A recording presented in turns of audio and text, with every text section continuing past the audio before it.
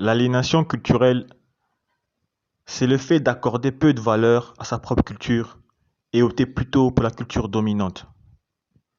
L'aliénation culturelle désigne toute forme d'asservissement de l'être humain du fait des contraintes extérieures, économiques, politiques et culturelles. L'aliénation culturelle, c'est le fait de céder ou de perdre un droit ou un bien naturel. Suivons cet élément et on se retrouve tout juste après. Mais qu'est-ce qu'on va faire dans ce continent pour que les Africains comprennent ça? Qu'est-ce qu'on va faire? Ne sont-ils pas complices finalement? Qui, les Africains? Oui. Beaucoup d'Africains sont complices. Il faut le dire. Beaucoup d'Africains sont complices. Beaucoup. Ils sont nombreux. Qui n'aiment pas le continent. Ils ont la peau noire. Ils sont très nombreux. Ils croient à la démocratie des fanfreluches. Ils croient qu'un esclave dans une plantation peut voter son chef d'esclave. Et que c'est ça l'enjeu. On doit leur couper la tête du maître. De brûler sa maison. L'esclave s'amuse là, aller voter. Il manque qu'on voit sa queue. Après, qu'on va dire que les Africains sont des singes, nous allons nous fâcher. Mais c'est pour ça qu'on nous maltraite en Chine et un peu partout. Pourquoi voulez-vous qu'on vous respecte quand vous vous comportez comme ça au XXIe siècle, où tous les peuples sont conscients des enjeux, mon cher Jocelyn? Oui. Pourquoi voulez-vous qu'en Chine, partout on nous respecte quand nous on se comporte comme ça? On regarde votre président, c'est qui? Mais on sait ce que vous valez. Les Congolais ne comprennent pas que leur problème est ailleurs. Ils passent le temps à s'affronter. En tribu, en clan. Ils sont plus belges que congolais. Maintenant, ils sont américains. Ils ne comprennent pas ce qu'a fait. Vous ne voulez pas vous battre contre vos ennemis. Vous adorez vos bourreaux. Vous voulez que Dieu descende du ciel pour vous aider.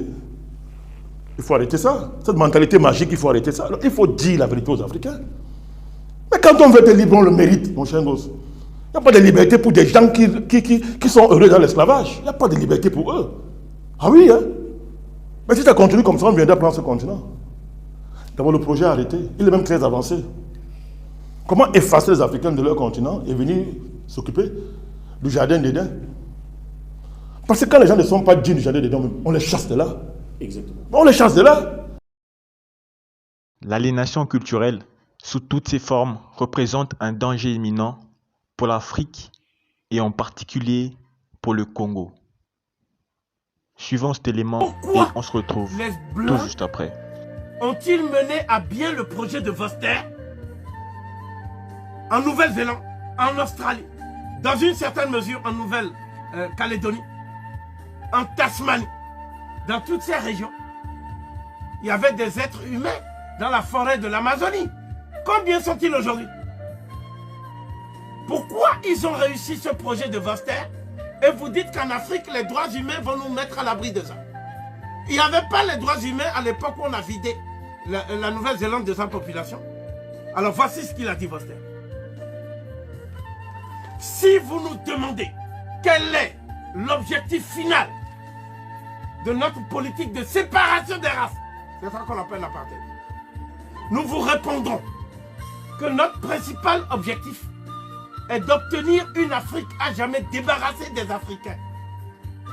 Et une Afrique débarrassée des Africains serait en tout point semblable à un paradis terrestre pour l'homme blanc.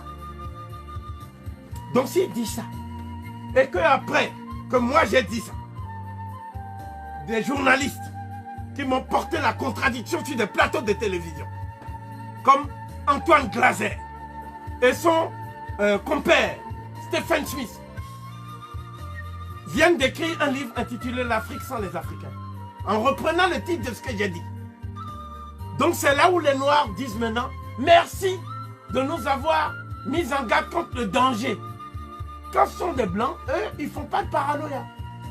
Eux, ils font tout simplement lanceurs d'alerte humanitaire. Quand c'est Covid, la paranoïa est à son compte. Bon, j'assume. Mais ce que je dis, c'est que Vorster n'a pas dit le paradis céleste. Il a dit le paradis terrestre. Donc pour lui, à tort ou à raison, l'Afrique c'est le paradis terrestre. Eh bien moi je dis, moi Kofi, que le paradis terrestre qu'est l'Afrique à un jardin de l'Éden qui s'appelle le Congo.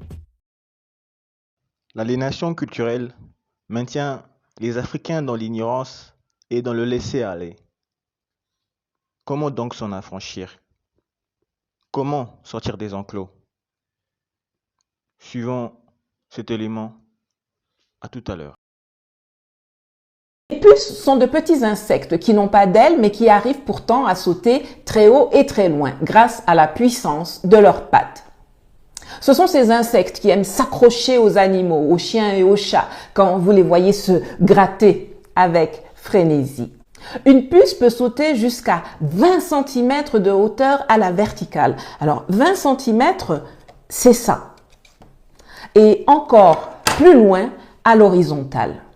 C'est carrément 300 fois plus haut que sa propre taille. Des chercheurs ont fait une expérience et ont enfermé des puces dans un petit pot. Alors au début, les puces, habituées à faire des bonds de 20 cm, se cognaient naturellement au couvercle du pot.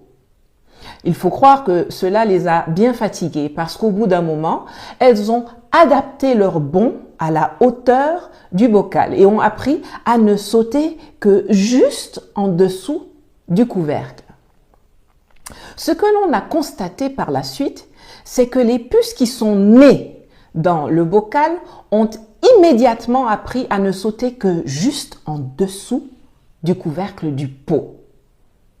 Elles avaient naturellement la capacité de sauter à 20 cm de hauteur. Mais comme elles ont vu leurs parents ne sauter qu'à 7 cm, elles ont appris à ne sauter qu'à la même hauteur qu'eux. La raison pour laquelle je vous parle de cela aujourd'hui, c'est parce que nous, en Afrique, nous sommes dans la même situation que les puces dans le bocal. Et que cet exemple illustre parfaitement la force et le pouvoir qu'ont l'éducation, la connaissance et la liberté. Depuis des siècles, on nous a enfermés dans un enclos, dans une prison, dans un bocal. Et on nous a appris à ne pas aller plus loin que les barrières de cette prison, de cet enclos, et à ne pas sauter plus haut que le couvercle du bocal, et même à nous arrêter juste en dessous.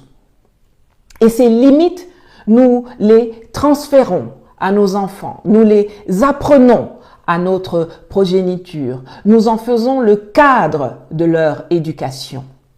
Et l'école, dans sa forme actuelle, en Afrique dite francophone, vient cimenter ces limitations.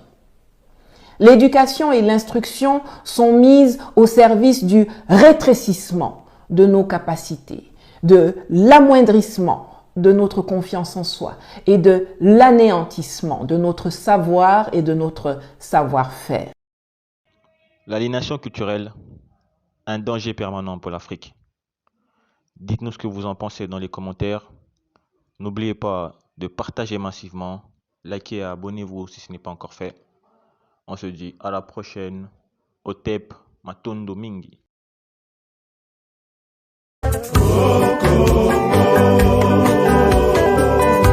Fungola miso yo mona